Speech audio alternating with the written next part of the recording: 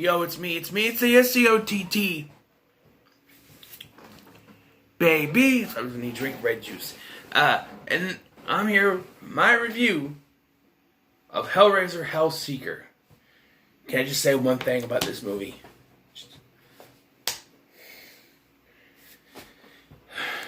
Okay. Once again, they took a spec script, had nothing to do with Hellraiser, and shoved Hellraiser in, and when they were writing this, they thought, oh, how can we make the Hellraiser stuff work with this dark, gritty crime film? Psychological horror. I'll refer you to my first comment. Okay. Psychological horror in Hellraiser only works if you're trying to make a psychological horror Hellraiser movie. If you've got a script that's a crime thriller, you cannot just add psychological horror in so that the Hellraiser stuff works. It doesn't work, and it makes the film confusing. Very confusing. And even more so when you try to bring in a character from the Hellraiser series that has no place in your movie. I guarantee they're looking at the script and they go, oh, he has a wife. Let's make it Kersey Cotton from the first film. Offer her some money. Ching, she's in. Yeah, Kersey's in this movie, but it's not Kersey.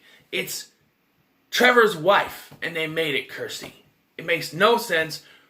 The way her character acts in this film makes no sense. She's in it for like 5 minutes, if anything. Maybe less than 10 minutes. Ugh. So what's our story? Once again, we follow an asshole named Trevor, who has woken up from a coma that was... Supposedly he's been in a coma for a month, but then his friend shows up and asks what happened to him yesterday. So I don't know. He has no memory of a car accident that happened and has supposedly taken the life of his wife, Kersey.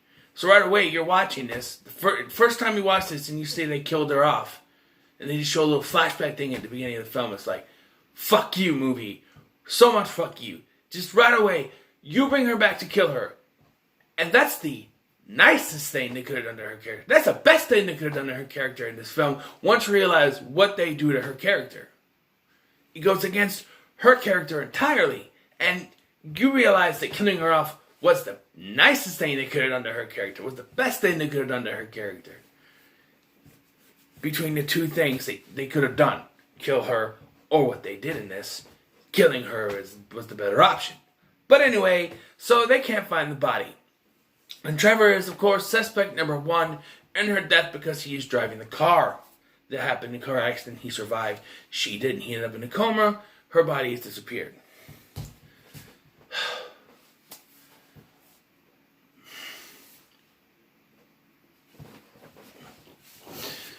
So, he is thrown back into his old life with amnesia. Not knowing what happened in the car crash, not even knowing some things from before. He knows where he lives, he knows his friend. But somehow he doesn't know that he was having an affair with his boss, his neighbor, and an acupuncture lady that comes in later, but as we're shown by the end of the film, he was already having an affair with her before the accident. It's hard to understand. So Trevor decides to get his memories back, he's going to go through a box of VHS tapes that he has stored in a closet. And he comes upon one that is their anniversary, and he has given her the lament configuration. She, of course, freaks out because this is the only part where she's actually being Kersey. Apparently, she's freaking out. How could you do this? How could you? This is terrible. How could you do this? She's freaking out. That was Kersey. That was her seeing that and freaking out. That was Kersey. That's the only part of this movie that she is Kersey, and it's on a videotape. It's not even current Kersey. It's on a videotape. And so we find out that Trevor and his work buddy had concocted this scheme to kill Kersey and take the money apparently left to her after her father died. If her father had money, why did he move back to the rundown family home in the first film? You think he would be living in a better house if he had that kind of money.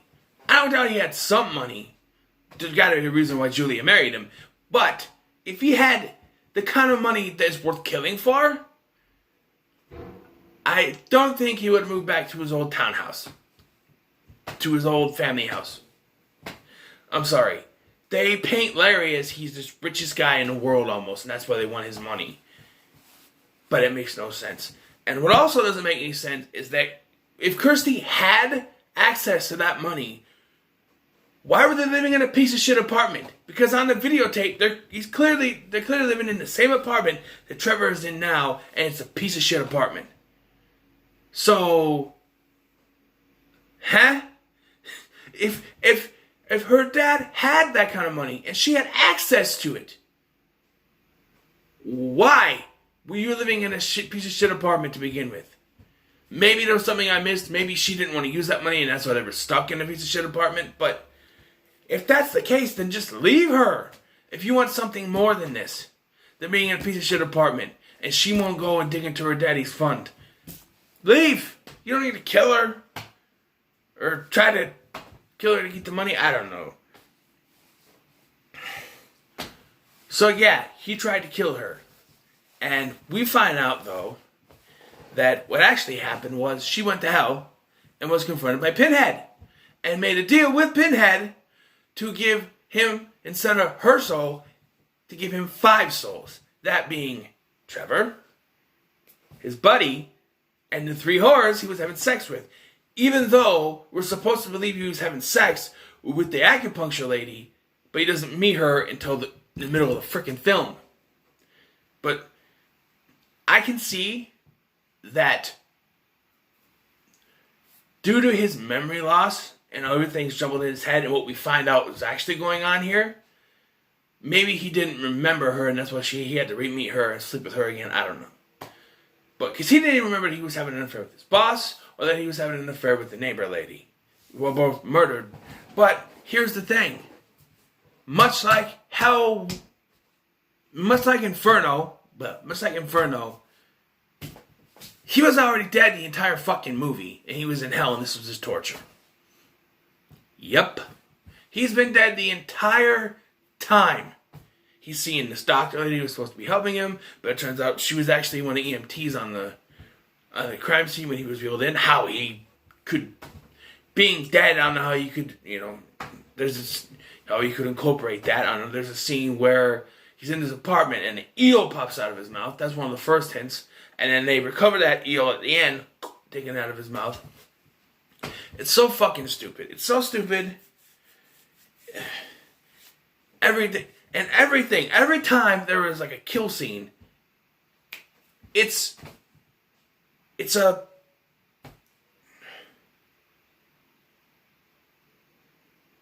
What do you call those? When you see something, when something's happening and then it cuts and it didn't actually happen. That's what it is. Not a jump scare. It's a fake out. That's what it is. Every time Tawny, his neighbor, starts making out with him, he says no, and then he finds her dead in a chair. Like, he wakes up and he finds her dead in a chair, and then she's gone. And then she's next door in her apartment, and she has no idea who he is. And she's with her fat-ass boyfriend. And then there's a thing with the boss, how she shows up at his apartment to make out with him, and he says no, but yet it's still going on the camera that they're using to record with, somehow. And she's murdered on the camera, but then it doesn't happen. And then he goes to the acupuncture lady. Pinhead shows up and sticks a pin right through his neck. Fake out! Didn't happen. Every single time that something Hellraiser-ish could happen, they make it a fake out because psychological horror. And the whole thing with Kersey. Why would Kersey make a deal with Pinhead? I know her boyfriend's a dick. A bag of dicks. But it goes against everything the character of Kersey Cotton was by making a deal with Pinhead. And if you're going to go this way, the last time we saw Kersey before this was in Hellraiser 3, and it showed she was back in the nut house because she was complaining, trying to tell the cops about Pinhead after the second one. And they wouldn't listen. So she was in the nut house. How'd she go from that to being married to Trevor? And I know there's continuity errors in this series. Once they decided to take these spec scripts and shove Hellraiser into it, Pinhead into it, make a Hellraiser movie, continuity went out the fucking window. But I'm just saying, this movie is so infuriating. When I heard Kersey came back in this one, I'm like, oh yeah, okay. Yeah, okay. Maybe then it'll start getting better, because I hate Inferno. But this one,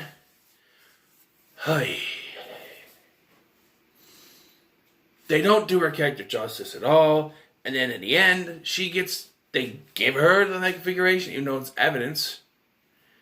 And the psychological horror thing, I don't know.